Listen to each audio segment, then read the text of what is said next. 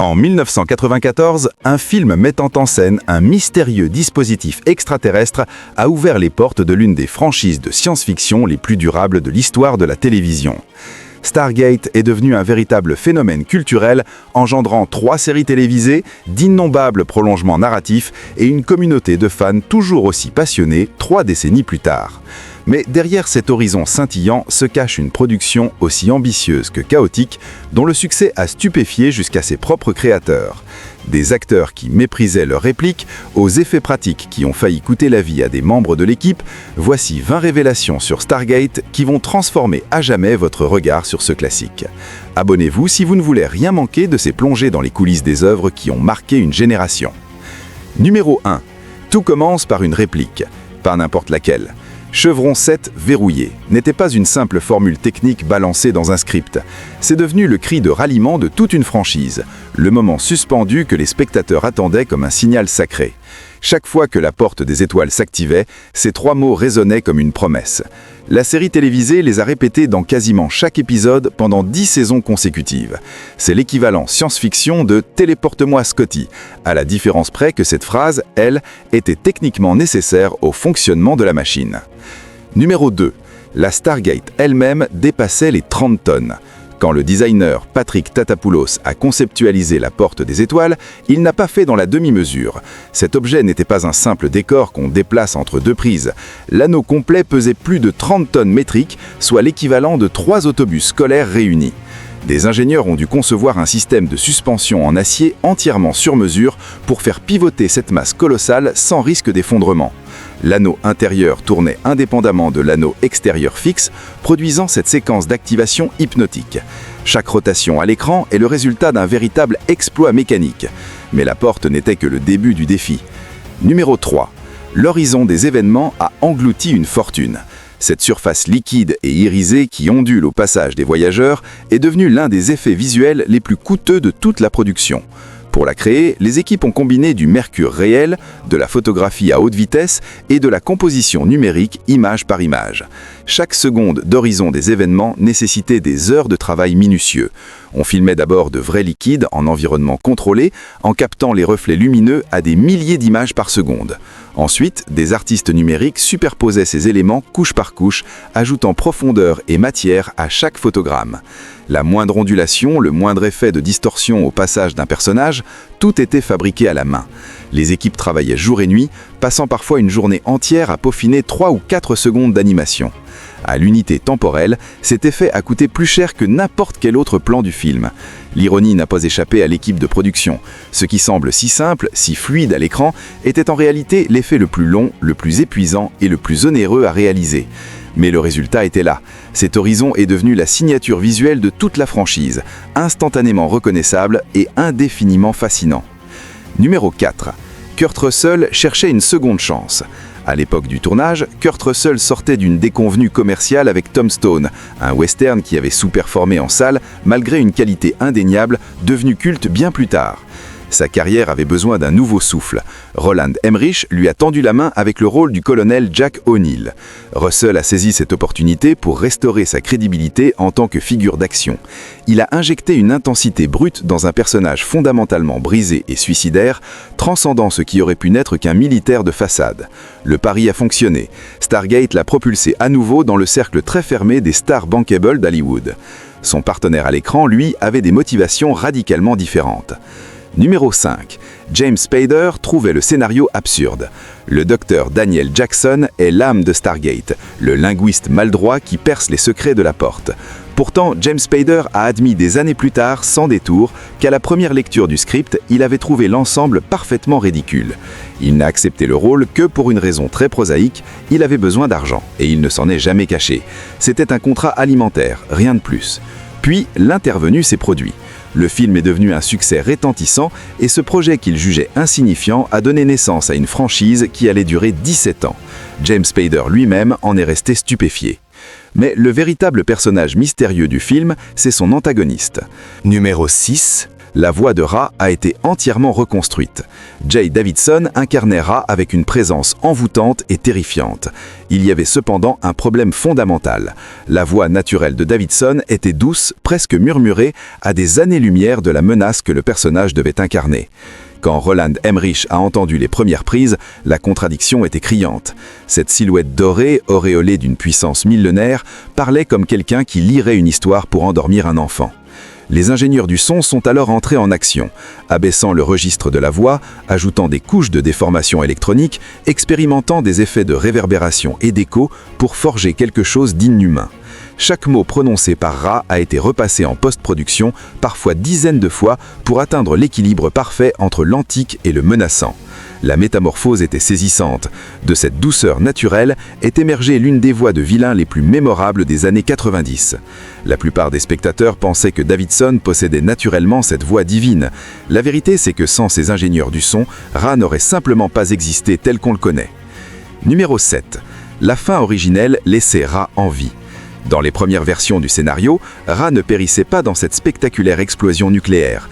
Il s'échappait à la dernière seconde, disparaissant dans l'espace, laissant entendre qu'une multitude de dieux extraterrestres continuaient d'opérer dans la galaxie. Cette conclusion ouverte et sombre positionnait Stargate comme le premier acte d'une épopée bien plus vaste. Les audiences ont rejeté cette option. Elles voulaient une victoire nette, une résolution totale. Le scénario a été réécrit pour faire exploser le vaisseau de Ra en orbite. Ironie de l'histoire, la série télévisée a précisément repris cette idée d'une hiérarchie de seigneurs du système quelques années plus tard. Numéro 8. Un linguiste de l'UCLA a ressuscité l'égyptien ancien. Roland Emmerich voulait que les habitants d'Abydos parlent un vrai égyptien ancien, pas une langue inventée au hasard. C'était un choix courageux dans un paysage hollywoodien où l'on se contentait habituellement de sonorités exotiques improvisées. Il a donc engagé le docteur Stuart Tyson Smith, spécialiste de phonétique et d'archéologie de l'Égypte ancienne, à l'UCLA.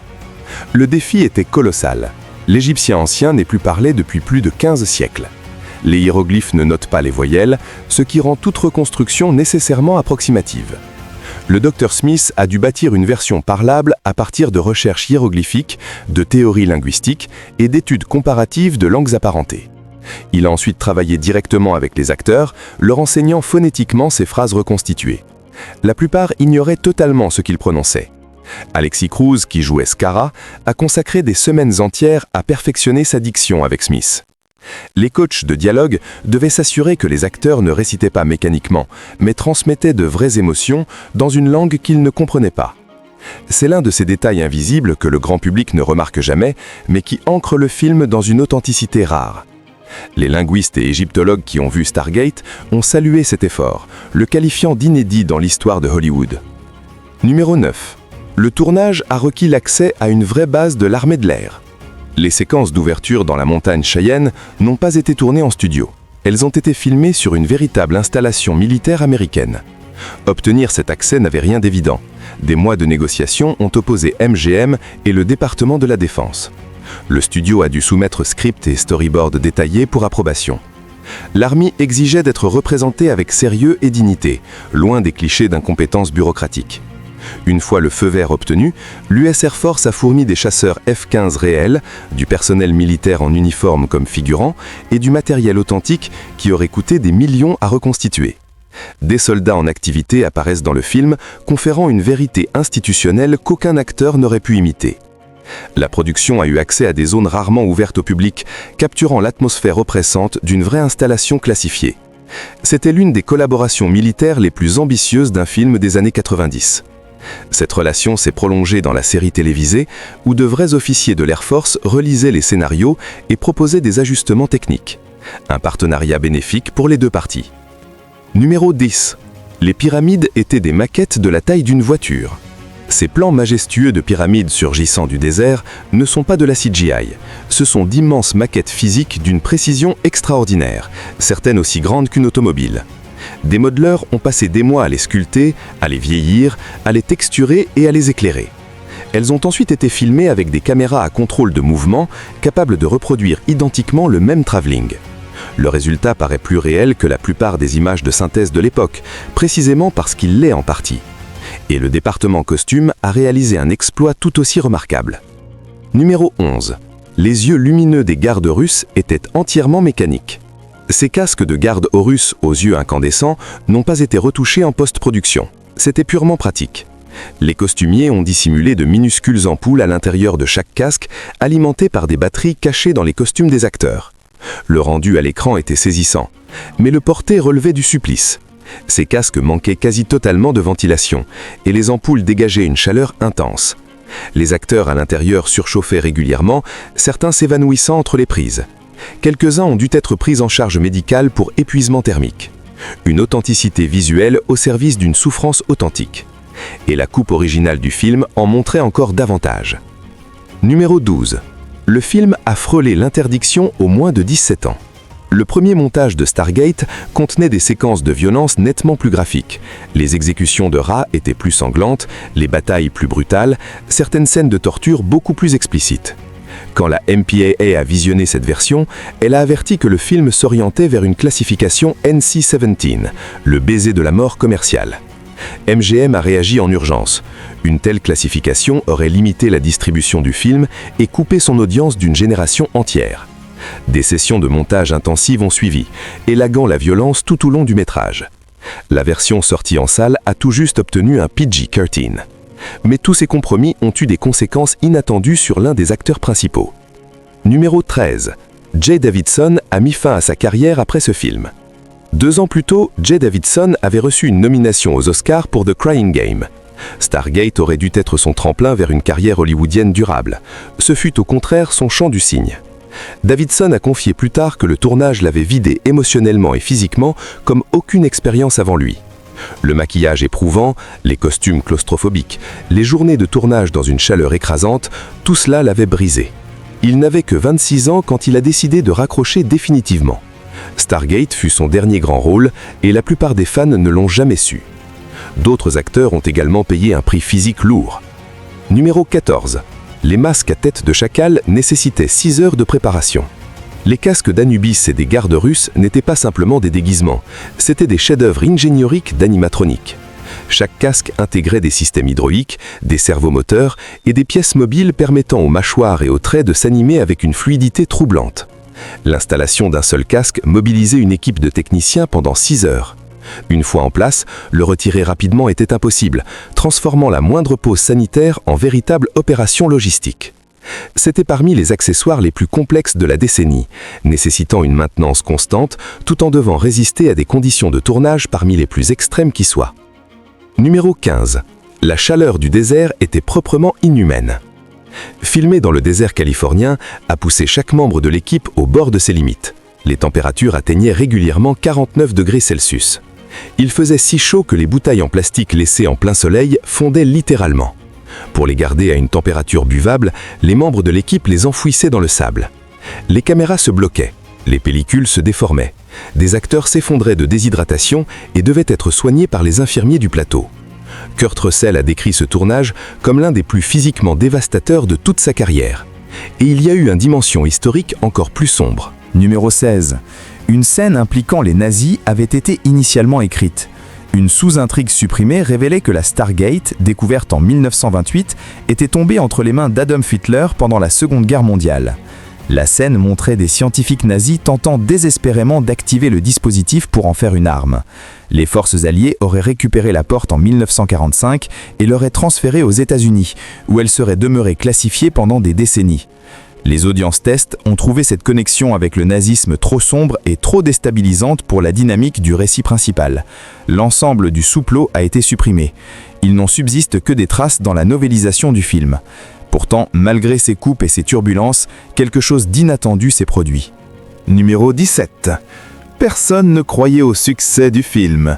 MGM tablait sur un retour modeste, espérant rembourser le budget de 55 millions de dollars si tout se passait bien. Le film a rapporté près de 200 millions de dollars à l'échelle mondiale. Il a dominé le box-office face à des blockbusters autrement plus attendus et s'est imposé parmi les films les plus rentables de 1994. Les spectateurs ont répondu en masse à cette fusion entre science-fiction et mythologie ancienne, une alchimie que personne n'avait anticipée. Le film a rencontré des audiences massives en Europe, en Asie, en Amérique du Sud, des marchés où la science-fiction progressait habituellement avec difficulté. MGM a alors compris qu'il tenait quelque chose de bien plus grand qu'un simple film. Mais personne n'avait de plan pour la suite. Numéro 18. La série télévisée n'a jamais été planifiée. Lors de la sortie de Stargate, en octobre 1994, il n'existait aucun projet de suite, de spin-off, ni d'adaptation télévisée.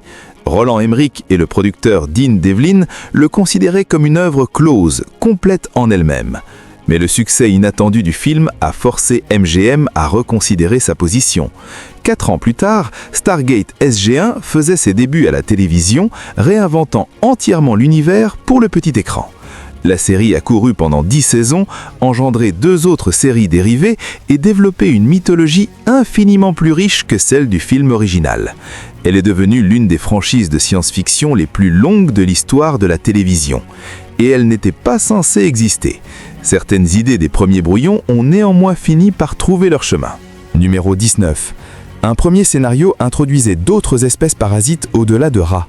Les toutes premières versions du script esquissaient un univers bien plus vaste.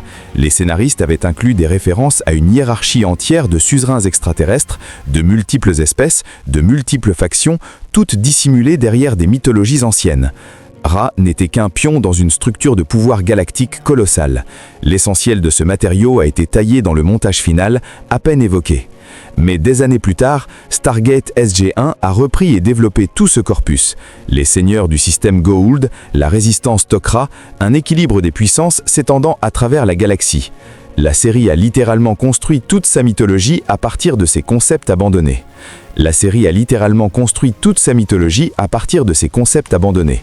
Numéro 20. L'équipe a dû inventer une machine à tempête de sable. Les vraies tempêtes de sable sont imprévisibles, dangereuses et impossibles à maîtriser pour un tournage. Quand le scénario a exigé des séquences de sable en furie, les équipes d'effets spéciaux ont dû concevoir quelque chose d'entièrement nouveau. Elles ont fabriqué d'immenses turbines industrielles capables de projeter des tonnes de sable à des vitesses dignes d'un ouragan, tout en protégeant acteurs et caméras. Ces machines n'avaient jamais été construites à cette échelle auparavant. Les plans qui en résultent, acteurs combattant dans des tempêtes aveuglantes, sont d'une authenticité totale parce qu'ils l'étaient. Le sable qui les frappait était réel, le vent était réel, seule la maîtrise était artificielle. Stargate a pris des risques colossaux, enduré des conditions de production inhumaines et défié toutes les prévisions hollywoodiennes. 30 ans plus tard, il reste une œuvre majeure, monument d'effets pratiques, de construction d'univers et d'imagination pure. Si vous avez appris quelque chose aujourd'hui, likez cette vidéo, partagez-la avec quelqu'un qui aime la science-fiction et abonnez-vous pour ne manquer aucune de nos prochaines explorations.